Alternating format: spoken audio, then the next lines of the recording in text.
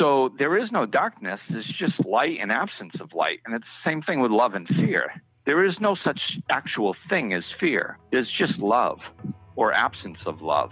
So when we're experiencing fear, the solution is to bring in love. Namaste. You're listening to the Savannah Podcast. Join us on an exploration of Eastern spirituality, yoga philosophy, and conscious living for the new age. This podcast is a production of SavannahSpirit.com, the best place to shop for unique clothing, spiritual handcrafted jewelry, healing gemstones, and fair trade gifts from the Far East. Now, here's your host, Brett Larkin. Hello, Savannah family. Welcome back to the show. We are continuing our conversation with Glenn Ambrose. He is a life coach and spiritual teacher. And on Tuesday's episode, we talked a lot about self-love and how to set boundaries. And he had so many fantastic tips to share. So check out Tuesday's episode if you haven't given it a listen. Today, we're talking about the two core emotions, according to Glenn, which are love and fear. Glenn's going to tell us about how he woke up to spirituality 15 years ago and how everything looked different after he went to bed one night compared to how he woke up in the morning. He's also going to explain why our perception dictates our reality and why darkness doesn't really exist, which is very cool how he explains that. According to Glenn, the universe wants us to change and grow and expand. And lastly, we discuss forgiveness, how to practice it and redefine it. I walked away so inspired after this episode. Before we jump into the content, I just wanted to remind you of the two ways you can support the show. The first being by making a purchase at SavannahSpirit.com. Savannah Spirit brings you this podcast and all the incredible guests and fantastic content. It's also a family-owned company, and every purchase you make on SavannahSpirit.com helps supply and distribute vitamin A to Indian children in desperate need. So if you want to make a difference supporting the show and having your dollars go to a good cause, SavannahSpirit.com has incredible yoga clothing, healing jewelry, and unique spiritual fair trade gifts. Remember, you can use that code podcast30 for 30% off anything your heart desires. And the other big way you can support the show is by leaving a rating or review here on iTunes. I know I say it every week, but it really does. It makes a huge, huge difference. So if you haven't already taken a moment to do that, SavannahSpirit.com/review will walk you through the exact steps on how you can leave a review here on iTunes, because I know it's a tricky process. All right, now let's dive into talking about love and fear with Glenn. So Glenn, you mentioned on our call on Tuesday that you had a big wake up. I wrote this down in my notes. You said that you woke up, and I can't remember if you said it was 5 years ago or 15 years ago, but I'm curious if you'd share with the listeners what that means. What was this big wake up that happened? Well, for me, it was almost 15 years ago, and it was like mine came in through I kind of lived two lives. So I was very dysfunctional for the first half of my life. And for 20 years, I was out there up until I was 35. And I was just kind of making poor choices. My perceptions were all off. I didn't understand a lot. So I suffered a lot. But I get used to pulling myself up by the bootstraps and pushing forward. So, that's what you do when you fail. That's easy. But then I had pulled myself together. I got married, had my son, I started my own personal training business, bought a house, had a new car in a driveway, and I was more miserable than ever. And that freaked me out because I had never done that well before. And I could pick myself up from failure, but I didn't know how to pick myself up from success. I had done everything I was supposed to do, and now what? Right. You felt like you had kind of ticked all the boxes, but you weren't feeling fulfillment or joy. Is that kind of right? Right. And I was actually feeling more suffering and pain than I had ever experienced as living dysfunctionally for 20 years. So I'm like, okay, now I'm really screwed. I'm in deep crap. What do I do? So I spiraled for about 2 years. It was very ugly and bad and lots of drinking. And then finally, it was just, I got to the place where I was just suicidal. My body was shutting down and I was done. And somebody that, there was this talk about how I could get sober and be happy and all this stuff. So I tried it because quite honestly, I wanted to kill myself with a clean conscience, and I didn't have that. So if there was some other solution I needed to try first, I could clean my conscience away before I did it. I figured I'd give it a shot. And as dysfunctional as that sounds, it was very helpful, because whenever it came time for me to do something very difficult where I needed to push myself, I was like, well, I don't have the energy to start this process over again. So I'm just going to buck up and do it. And if it works, cool. It probably won't. And if it doesn't, then I'll be able to go kill myself with a clean conscience. And Glenn, during this time when you were feeling so unhappy, were you still sort of functioning on the surface, like running your business and making the mortgage payments and all that kind of thing? No, not at the end. Really, it was that 2-year period where I just was spiraling downward and everything fell apart. So at this point, I was off and on. I was homeless, jobless. I wasn't functioning at all. And you had mentioned you were a personal trainer. At any point prior to this, had you also been involved in yoga or meditation or anything like that? No, nothing like that.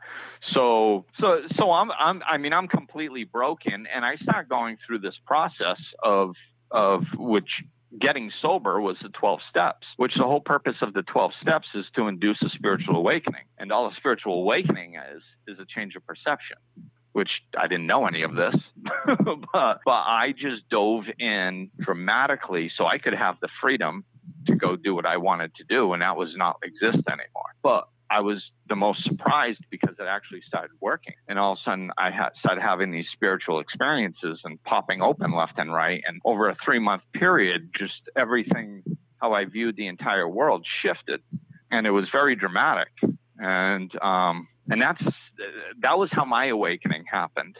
And were you working with a coach or a mentor during this time, or it just sort of unfolded naturally from doing the 12 steps? And did you have sort of an at-home practice of something at this point? For me, it was a sponsor in Alcoholics Anonymous that brought me through the big book of Alcoholics Anonymous, and which the 12 steps is in. So basically, I met with a group every week, and we read a little bit out of this book and discussed it and underlined, circled. And the big book of Alcoholics Anonymous, a lot of people don't know this, it's a very spiritual text. So that's why the program in it hasn't changed since it was originally written, because it's timeless, which is spiritual. So it has all kinds of spiritual things in there. It's a spiritual program. So it's like I was getting spirituality through this, and I had no idea. And then years later, I just, like, once I woke up, my appetite was insatiable for this information that I found. So I started looking at other teachers like Eckhart Tolle and Michael Bernard Beckwith and Deepak Chopra and Wayne Dyer and you name it, Pema Chodron. And, I just started devouring all these teachers' information and developing a language and an understanding of what I already knew. Like, I knew it all when I woke up, but I didn't know how to express it and say it and implement it. So a lot of that reading was giving me the language and the ways of implementing it in everyday life, which was really exciting.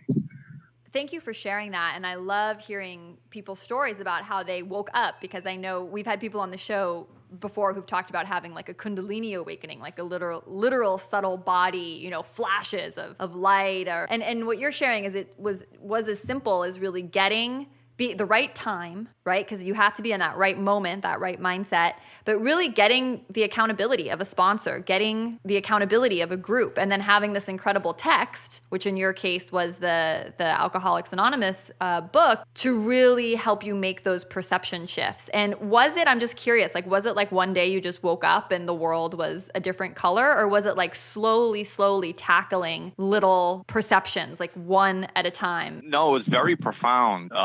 For me, and that during that time, it became something I say often is one of my favorite things about spirituality is that you don't have to shift all those little perceptions one at a time. That if you go underneath and shift the core one, it just shifts so much above it. And I know I mentioned that in the last recording. But that I experienced that. A lot of what I experienced was very extreme, which was cool. And I think it helped me see things clearer, having such black and white experiences. So, I mean, there was one time when I went to bed and it was at the beginning. It was actually like 6 months before I officially like woke up and everything. But I did have a spiritual experience where I went to bed just in fear of everything in my life. And then I woke up the next morning and I just was like, what the heck is going on? I'm looking out the window and the grass is like bright green and the sky was so blue. And I was filled with this feeling of love. And I'm sitting there and I'm going, what the heck?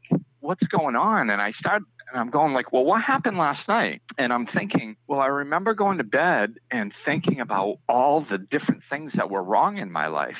So I was like, okay, well, let's look at those. And I was like, oh, I don't have a job. I was like, so what? I've always been able to get a job. I'll get a job. Okay, well, I don't have any money. Well, that's okay. You'll get a job and you'll get the money. Well, yeah, and I went through all the things that were traumatizing me the night before. I was filled with hope. And I was like, and that was when I first understood that perception was reality, because I was like, absolutely nothing changed except me and the way I'm looking at this stuff. And yeah, I'm experiencing my life 180-degree different, So perception truly is your reality. It's how you interact with the world is how you're looking at it. I love that you're sharing this. And it's one of my favorite meditation teachers says something very similar, right? You can come to meditate on 2 different days. And one day, all the thoughts that are streaming through your head, you're so angry and trying to solve them. And, and then a different day, you're just experiencing pure bliss and nothing's really changed significantly in your life between Monday and Tuesday. But it's really just that lens of your awareness that you're bringing to things. It's so powerful. And I know you have talked a lot about getting to that root core emotion. And I think listeners are going to want to know more about how to do that, because yes, if we can just shift a couple key things instead of having to shift a million different little perceptions, we can shift something just underlying and deep. Obviously, we want to do that. So tell us how to do that. And I know that a lot of your work has to do with the 2 core emotions that you like to work with for people being love and fear. How can we change our perception? And can you dive a little bit deeper into those 2 core emotions and why you think they're so powerful for us to work with? Sure. So, yeah. And I mean, of course, everybody's an individual, and that's kind of what I do when I work. Like when people are talking, usually they're telling me stories with a bunch of details, and those stories and details don't really have anything to do with the core.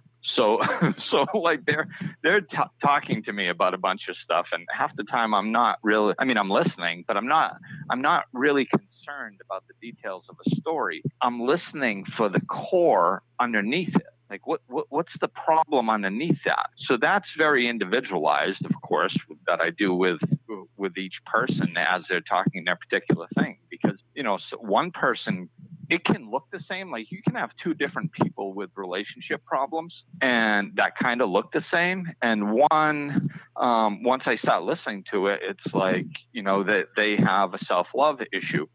Somebody else might just have grown up with a dysfunctional parent that they're duplicating, or, so I kind of try to, it can get individual, of course, but diving into I think the love and fear will help us kind of understand what I mean by core stuff and how I always try to go deeper. So, and that's how I kind of really started looking at the love and fear, because everything that is negative that we feel is a version of fear. So anger is a version of fear. Sadness is a version of fear. Frustration, fear. Anything negative that we feel is a version of fear. So that's that's getting right down to the core of negative issues. Then I looked over and I said, okay, well, what about the positive? Well, everything positive is a version of love. Kindness, joy, bliss, happiness. It's all versions of love. So I'm like, okay, so that's cool. So there's only 2. But the way that my mind works, I'm going like, okay, well, what's underneath that? I keep asking, what's underneath that? What's underneath that? And that's how I find the core of stuff. So when I got down to love and fear, I was like, well, can I go deeper with that? And what I realized was, or what I realized, like it was me doing it. What I heard was, well, there really isn't fear either. There's only love. And so what I pictured was like if you cup your hand, put them over your leg, and you look inside and there's darkness in there. Darkness is not a thing, and a light and a dark is referenced in spiritual terms all the time. So, and with good reason, because it's a great example. So if you cup your hands and you look inside and you see darkness, that darkness is not actually a thing. All darkness is absence of light. That's all it is. It's just absence of something. It's not an actual object. So when you open up your hands and allow light to come in, there's not some sort of fight or struggle. There's just light there now. There was absence of light, and now there's light. So there is no darkness. There's just light and absence of light. And it's the same thing with love and fear. There is no such actual thing as fear. There's just love or absence of love. So when we're experiencing fear, the solution is to bring in love. And I've done that, to take that large concept thinking and bring it into life. It's like, I raised I was blessed enough to be raised by a good family, but there were times that I didn't get what I needed growing up. And that's just because of no fault of their own. They didn't know what I needed. So, and my son's very much like me in a lot of ways. And it gave me the ability to try implementing this stuff as I was raising him. And there were situations where I was frustrated and I didn't know what to do with him. And I would think back to my childhood and I'd be like, oh, I was in a similar situation. And I go, okay, what did I get in that time? And I was like, well, usually I got discipline. It's like, okay, how'd that work? Not well. Okay, what did I need in that situation? And of course, I thought of love. I was like, okay, well, I don't know, but let's try bringing love into this situation instead of bringing in something else that's negative, like discipline or frustration or anger. So I brought in love into that situation. And wouldn't you know, my son responded very well to it. I was like, oh, okay. So that's when I really started understanding this stuff.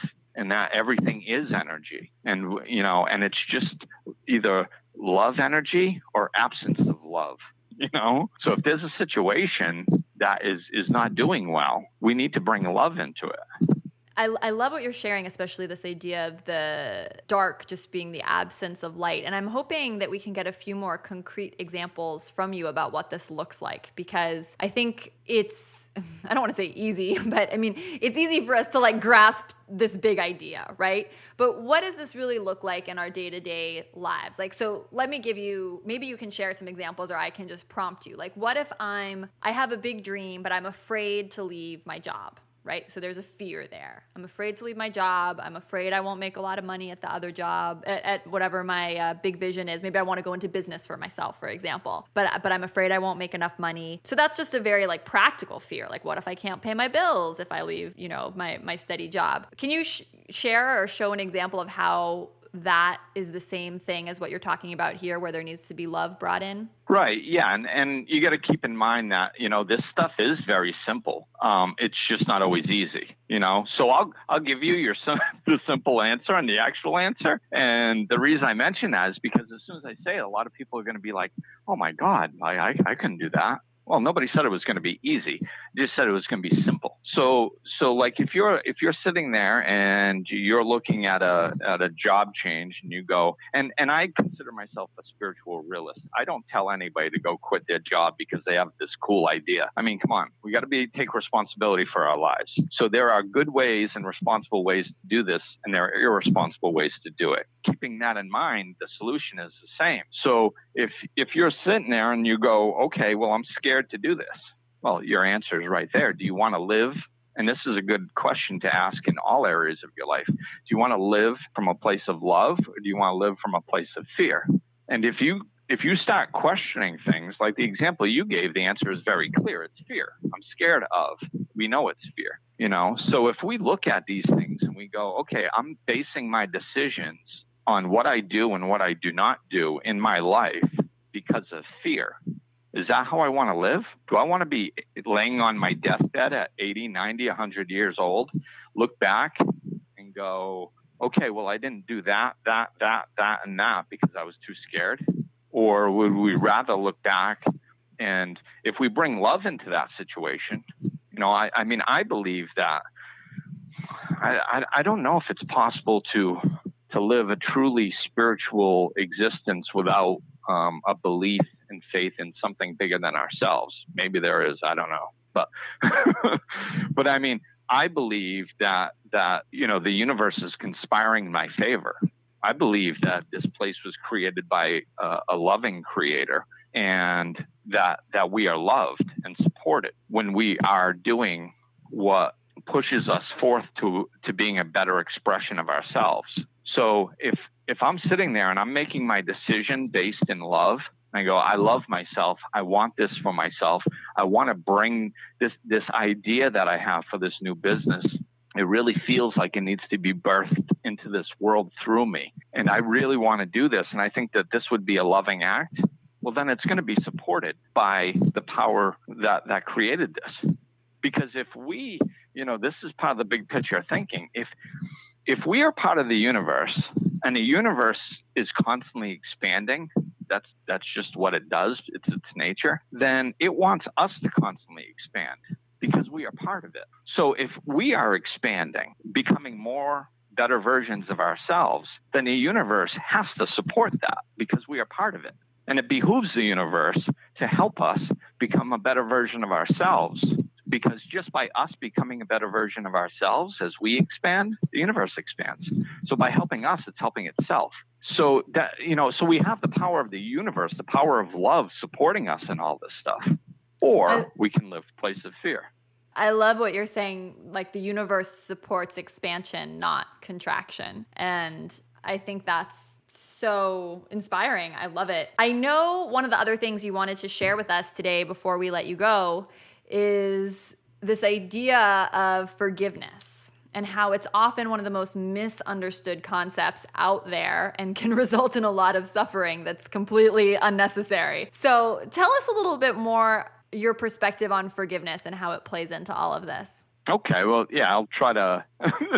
that's probably, as you can see, I can go off talking about all kinds of stuff for long periods of time. So, but I'll try to touch on forgiveness and at least give a little overview of what I mean. And it's the first thing that people don't understand is that forgiveness is not about letting the other person off the hook. It doesn't mean that there are no consequences. It doesn't mean that you agree with what they did or that and you're not saying it's okay that they did it. It has nothing to do with any of that. It's just simply giving up the hope that things would have happened differently, because they didn't. They happened the way they happened. They just simply did. And if you see, emotion clouds our vision. So what happens is when something happens to us, we make it personal, and then we get very cloudy with the way we're viewing things. And it's so much so and so widespread that it's delusional, and and we all do it to some degree. But really wishing that something in the past happened differently makes about as much sense as wishing that my desk was made of metal instead of wood. It's just not. I can't go back in time and change the way my desk was made. Just like I can't go back in time and change the way somebody acted towards me or what happened to me. I can't go back in time. So resisting, all suffering is resistance to what is. So if you stop resisting the reality of that it happened, then you can kind of get underneath and start dealing with it. Then you can kind of look at it a little bit more realistically. And when you're looking at it realistically, then you can kind of get to the understanding that the forgiveness is just about you. It's just about you taking that burden, that anger that you're carrying around with you, and letting it go for the pure betterment of yourself, not for the betterment of the other person. It's for the betterment of yourself. It's been it's been called like drinking poison and wishing the other person would die, or picking up a hot stone and intending to throw it at somebody. That's what happens when we're carrying around anger and resentment. Forgiveness just lets that out of us. It lets the poison out of us, so we're not carrying that around hurting ourselves, wishing that somebody else was getting hurt. I really like what you said, that all suffering is resistance to what is. And it's interesting because when you said that word resistance, it made me think of contraction, right? And when you let go of that resistance, all of a sudden you're in a state of expansion, which is coming back to the love and the fear that we were talking about earlier. Right. And there's so much overlap with spirituality. I see that all the time, because when we're talking about one thing, when you get to a deep understanding, it's like, oh, that kind of blends into that. And it's like that. It's like, yes, exactly. Exactly. Because, if you want to get to the truth, you simplify. If you want to get further from the truth, you complicate. So the simpler it is, the more truthful it is.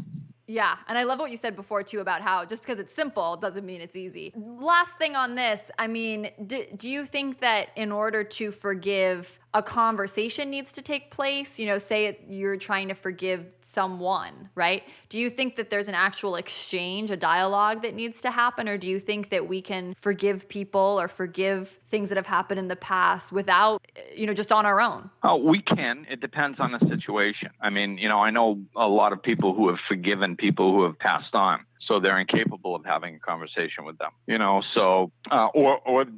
could have a conversation with them in their head, they could write it out on paper. There's lots of different ways that you can accomplish it. I think the biggest piece, though, is what you need to do is you need to go, again, all work is self-work. You go in and do the self-work so you get yourself to the place where you've forgiven them. That's the biggest thing. You get yourself inside to the place where when you think their name, all this anger doesn't shoot through you.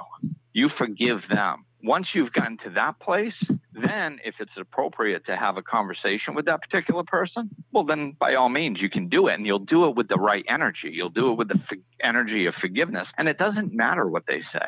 It doesn't matter if they say, well, I don't care if you forgive me because I'm not sorry I did it. Or it doesn't matter if they say thank you. Or it doesn't matter what their response is, because it's not up to them. It's up to you. We are responsible for our own happiness.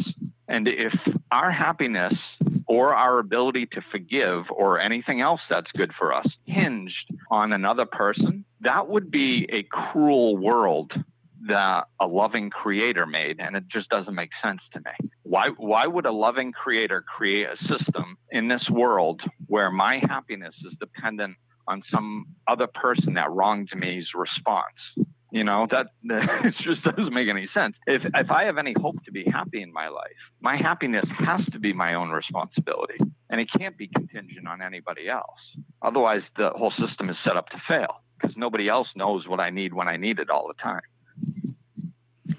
This is so great. I'm so glad we had you on the show. Glenn, thank you so much for taking the time to be with us today. And I'm hoping you can tell the listeners now how they can find you online, how they can stay in touch, connect with you, work with you before we let you go. Sure, absolutely. Well, the best way is just go to glennambrose.com, and it's Glenn with 2 N's, although I have the one end pointing to that website. Got it. We got you. Fail safe. Yes. I love it. Yeah, that Glenn with 2 N's. I don't know if that's a blessing or a curse. But anyway, so yeah, glennambrose.com, and that's really my hub of all the information. You can reach me, through email there. There's access to all my podcasts. I have Life Lessons and Laughter. There's over 100 episodes that I've been doing for over 4 years about all these topics and many more. And I also have a blog called Mindful Mondays that comes out every Monday. And I have another podcast, which are just little shorter 7-8 minute podcasts that's called What's Right with the World, because I think we're inundated with what's wrong with the world too much.